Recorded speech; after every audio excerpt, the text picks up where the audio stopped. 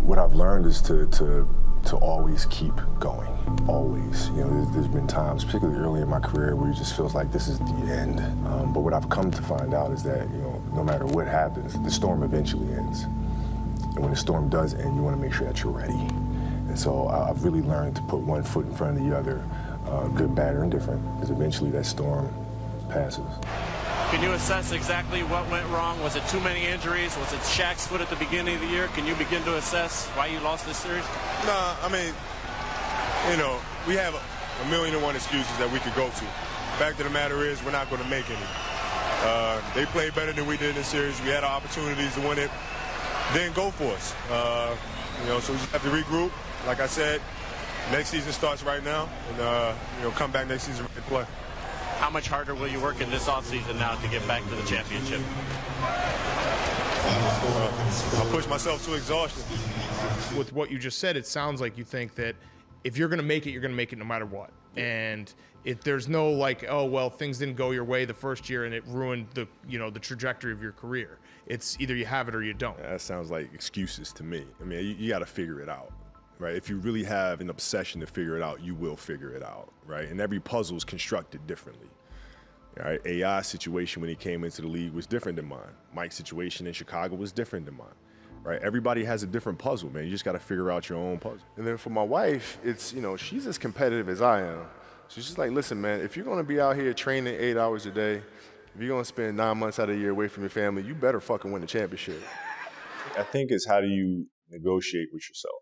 I think that's the biggest thing is, and we talk about the mental side of it, but then like, what does that really mean? Like the thoughts that happen in your mind when you're going through a competitive situation or you're facing a tight deadline, you still don't have the idea yet. You know, what happens inside of here? You talk yourself out of it.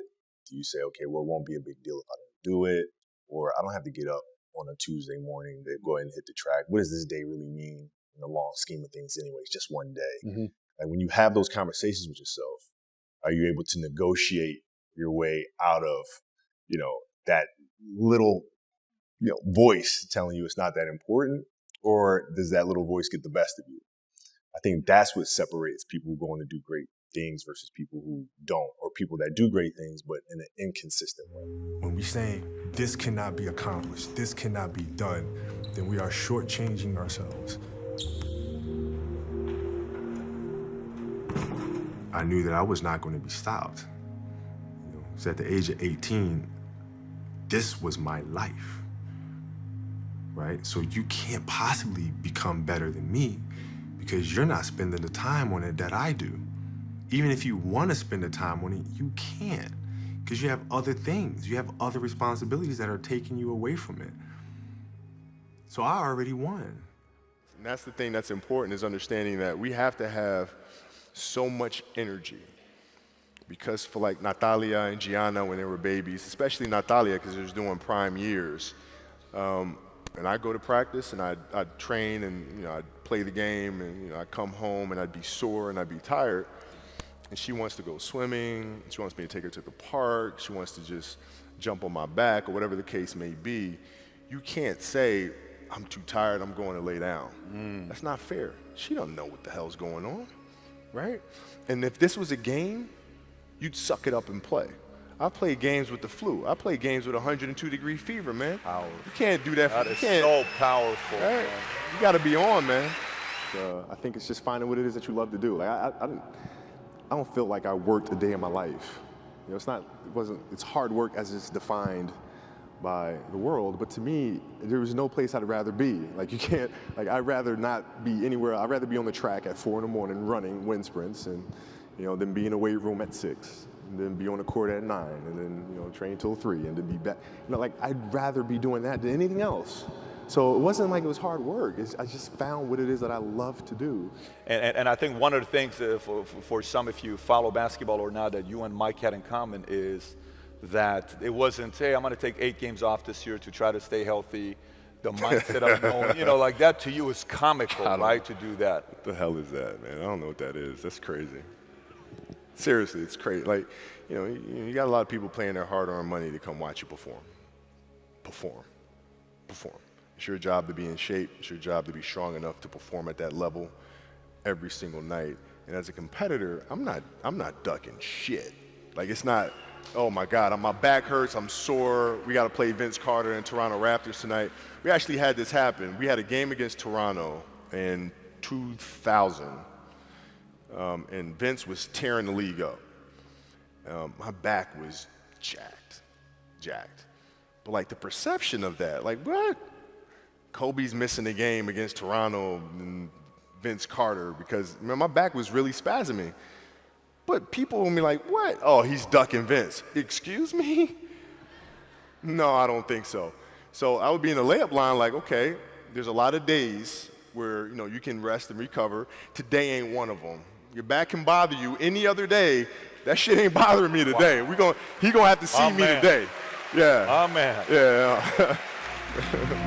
What I always try to do through injuries is not think about them, because when the game itself is more significant than the injury, you don't feel the injury. The injury won't get in the way because it's not important to you. As time goes on, I'm sitting there 70, 80 years old, and I'm going to be wondering if I could have come back from this injury. Mm-hmm. I don't want to wonder. I want to find out. We got to get to that 60-point game. I want to see, man. We got to get to that game. Yeah, if the critics are out there saying he's done, he'll never come back, well, maybe you're right. Maybe you're not.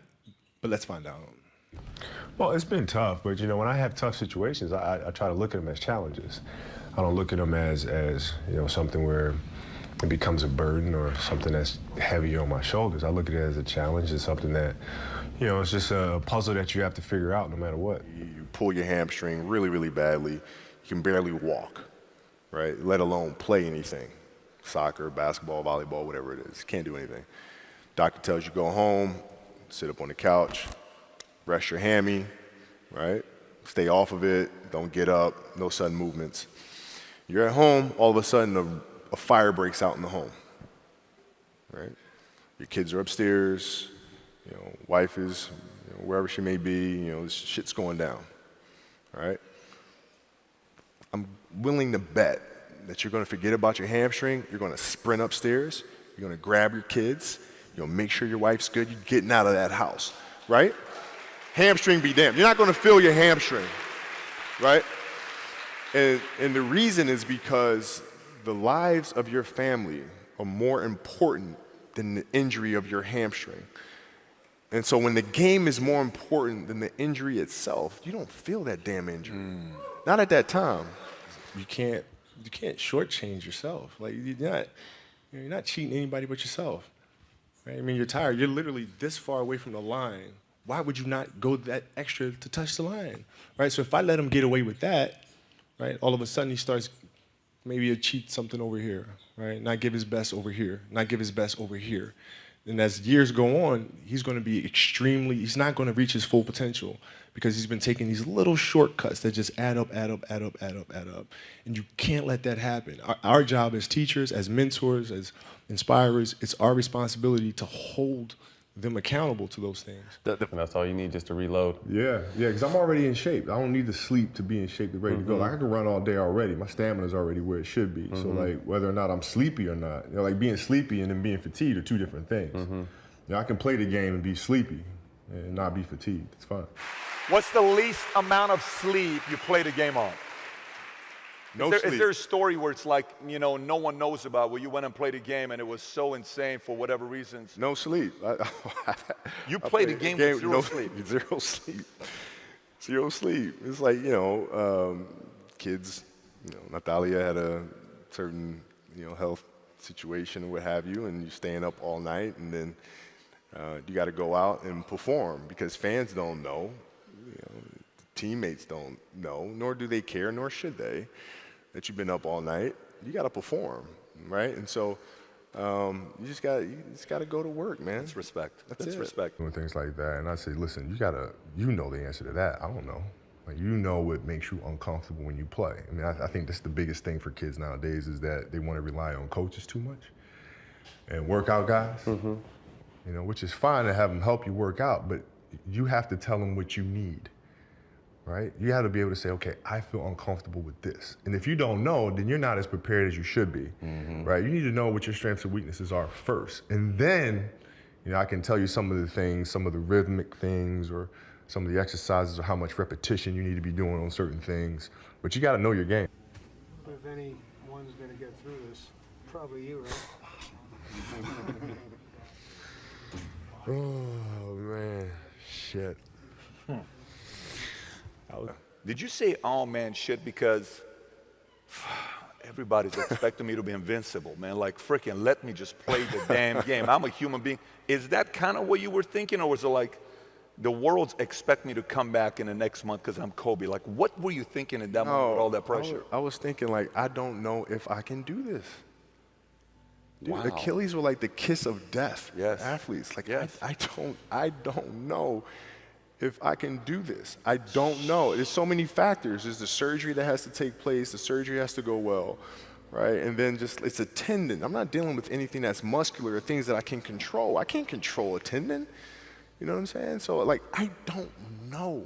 And then thinking about what that process of recovery is going to look like. It's a long one.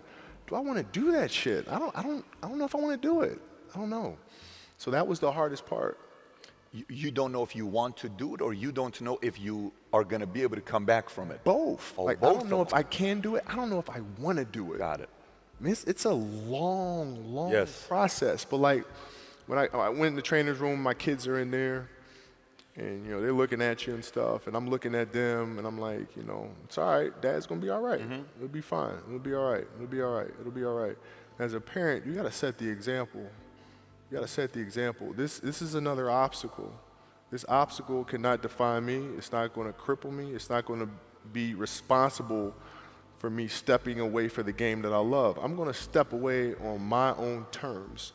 And that's when the decision was made that, you know what, I'm doing it. I'm doing it. If you were to receive a compliment from one player in the league, whose compliment would mean the most to you? I don't really care about any of it. It seems very simple because, you know, when you have a situation and you're struggling or you're going through something, and then you step on a basketball court, or you're faced with that, you know, with the fight or flight option, you have a choice to make. And to me, it's a very easy choice. I'm not going to fold. I'm not going to, you know, crawl up in the ball. I'm just not going to do that. So, you know, you can either let the situation continue to affect you, or you can win at something. So if you're struggling in this area, you don't want to struggle in this area too.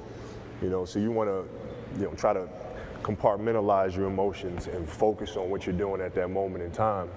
And you'll find that when you do that, it brings peace to other aspects of your life as well. If I could work that hard every day,